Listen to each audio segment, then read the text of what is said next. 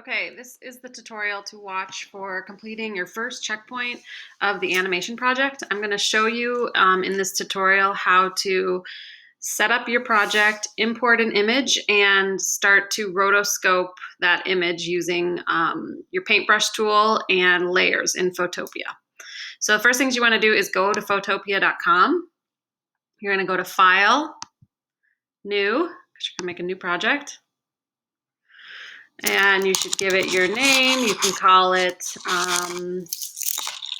animation, or just your name is fine. And make it 1000 by 1000 pixels. And turn it square.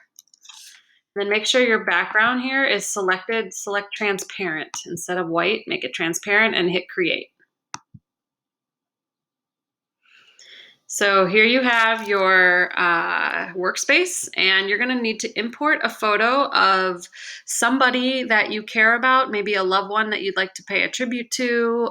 This person could still be living. This person could be somebody who you've lost and who you care about, or it could just be a self-portrait of yourself. It should be some sort of portrait.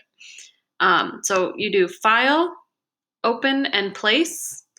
Once you've already downloaded that photo, you should to your computer, you can click on File, Open in Place, and you're going to find that photo. So most likely, if you downloaded that photo from your email, it's going to be somewhere in your downloads folder. I already moved mine to my desktop, so I'm going to find it in my desktop.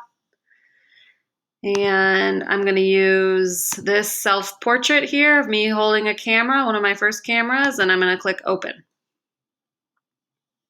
Okay, so you should have a nice big canvas there. If it's too small, you can always use this magnifying glass right here at the bottom, and you can zoom in to see what you're working with. So you need one photo at least. All right, so I've got my photo. Next thing you need to do, and this is the most important part of this step, is you need to add a new layer.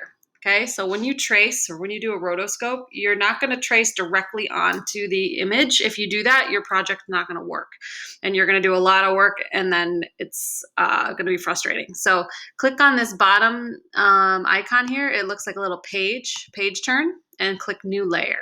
Okay. Alternatively, you can come up to Layer and just say New Layer.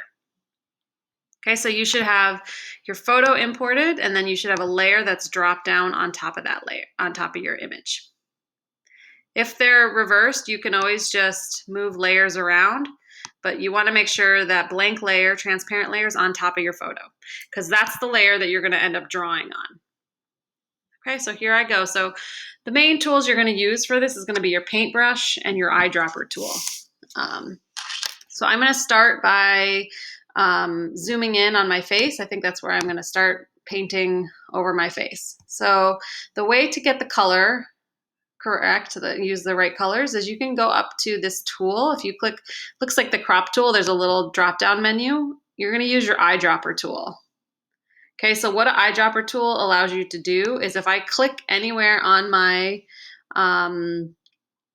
photo, it's going to change the color of my color palette to that color. So you'll notice right down at the bottom, the color palette, that looks like a tan color. If I click here, it's going to look more white or red, depending on where you click in the screen. So you're going to be using this. So I'm going to start, and I'm probably going to zoom in on this area here. I've turned my paintbrush tan. So now I'm going to get my paintbrush right here, and I'm going to use my pencil tool.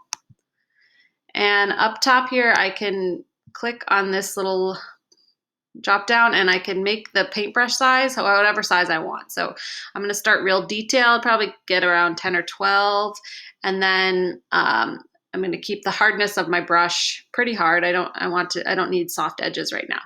And then I want to make sure first that my layer is selected. Do not paint on top of your photo. Make sure your layer, transparent layer, is selected. And then you can just start painting in. Okay, so I'm going to just use this. I'm going to paint around. I'm going to paint all the areas that look similar in color. And you notice there's like a lot of shading and different kind of tones. So take your time with painting.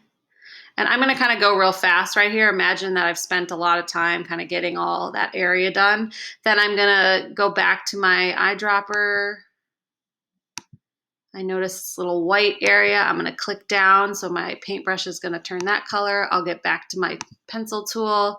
I'm going to color in that little white area. Looks like there's some white up here, white in here, a little bit of white right here. Okay, some up here. So just keep going and get as detailed as you want. You can change the size of your brush, like I said, and just use that eyedropper tool for every different section. Here I'm gonna do my lips, make it more pink. I get my paintbrush tool again. I'm gonna go over my mouth. If your paintbrush is too big, make sure you come up here and change it, make it smaller. Okay, like this, and like that. So you get the idea. It's going to take a little while. You're going to want to be real detailed with drawing. And I'm going to show you my final product in a minute. I've already kind of did it for the sake of you not having to watch me draw everything, okay? But you're going to get your fine hair details, and you can layer as much as you want, right? And then you want to think about, hold on a second, let me go back to my eyedropper. I'm going to get this section.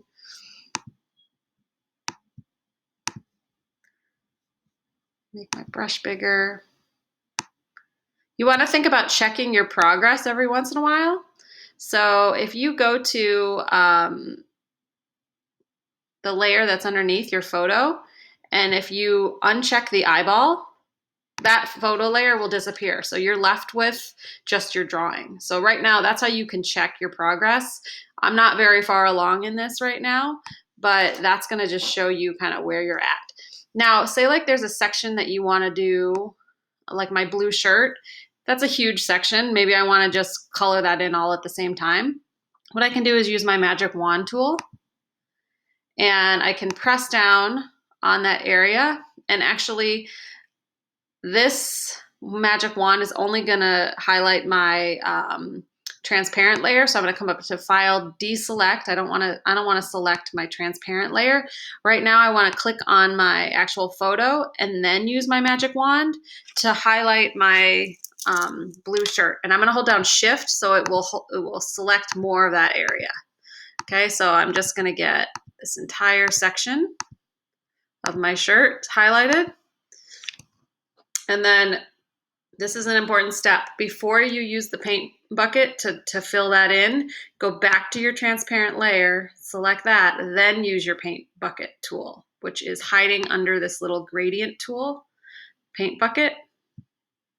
I got my paint bucket. I first need to use the eyedropper tool to select the blue. Okay, now I know that my paint bucket's gonna be blue. I can use that and then click down and anywhere in the highlighted area, and there we go. Now my shirt has all turned blue, and that's how you're able to do large sections of your painting all at once. And then I can come up to Select, Deselect, and now uncheck my eyeball on the painting, and I can see, there you go, my shirt's starting to fill in. So I will probably do that for my camera as well. I'll probably use this tool. I'm going to hold down Shift with the magic wand as best as I can. Get as much of that highlighted. There we go. I'm going to get my eyedropper tool. I'm going to select the actual camera. Then I'm going to go to my paint bucket tool, click anywhere in the...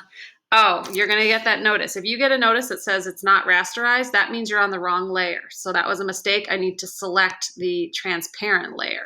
Just remember, you're never drawing on the actual photo itself. You're always drawing on the transparent layer. Now I can click in there, okay? And then go File, have to Select, Deselect, and I can turn off the eyeball on my image and tell I'm starting to make some progress. I got a little bit of my camera, a little bit of my shirt, some of my face. So you're just going to continue to do this step by step. And eventually what's going to happen is you're going to remove the photo layer. So you're just left with your image. And the way, before you do that, you're gonna add one more layer, new layer, and you're gonna put this layer underneath the transparent layer. And this layer, you're gonna turn it white. So just get your paint bucket tool. You're gonna select white and click down. Everything's gonna turn white so that your colored animation is gonna be layered on top of a white background. And I'll show you eventually what it looks like. You can see my desktop. This is what it'll eventually look like. 1 second.